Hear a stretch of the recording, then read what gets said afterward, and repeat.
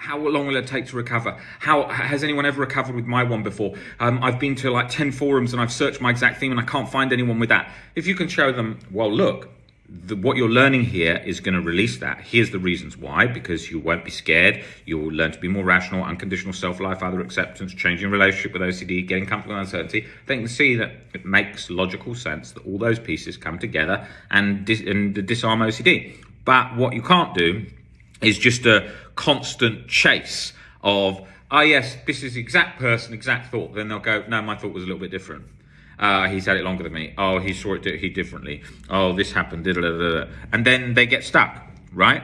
So you've got to get used to the idea that you don't know if someone's recovered with your exact thing. You can see that you've got the tools to recover, but there's no guarantees. Maybe you slip up and you do reassurance again. Maybe you don't work on things again. Maybe you get ill from a disease, then find OCD hard to deal with at the same time. There's no guarantees. We've got to get used to being uncertain. And people are so scared of being uncertain because we've learned to be so scared of being stuck with anxiety because we remember how it felt in the past, how difficult, how challenging it was for us. And I think another important point to notice is, like I posted today, is there's no benefits to having OCD itself. Another common myth.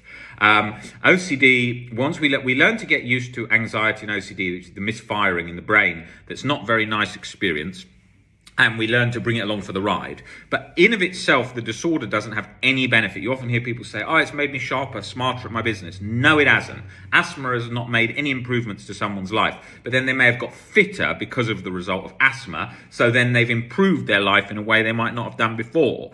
So that would show that, hey, there's a benefit to the having asthma has had a benefit to their changes in life, but not in of itself. There is no benefits to OCD. If we were born 500 years ago and you had OCD, there would be barely any help. That would be really, really shit. And there would certainly be no benefit to that. So there's no benefit in of itself, OCD, but the way we change our life, change our relationship with OCD, empower our life, change our perspectives, break down our irrational beliefs, get this much better depth to life and better way of handling problems and tasks in life, and all of these things, gratitude, all these great things that come, maybe getting fitter, maybe being more proactive with our career and our life and family life. These are all huge benefits that have come from the OCD struggle, the OCD journey. But in of itself, OCD wasn't a benefit. And that's got to be made clear, because that's a common misconception you see online, especially with very sort of wishy-washy posts and accounts on OCD, often misinterpret this and like, oh yeah, OCD's given me this amazing skill or strength or made my career better because of my attention to detail. No, it has not. It definitely hasn't.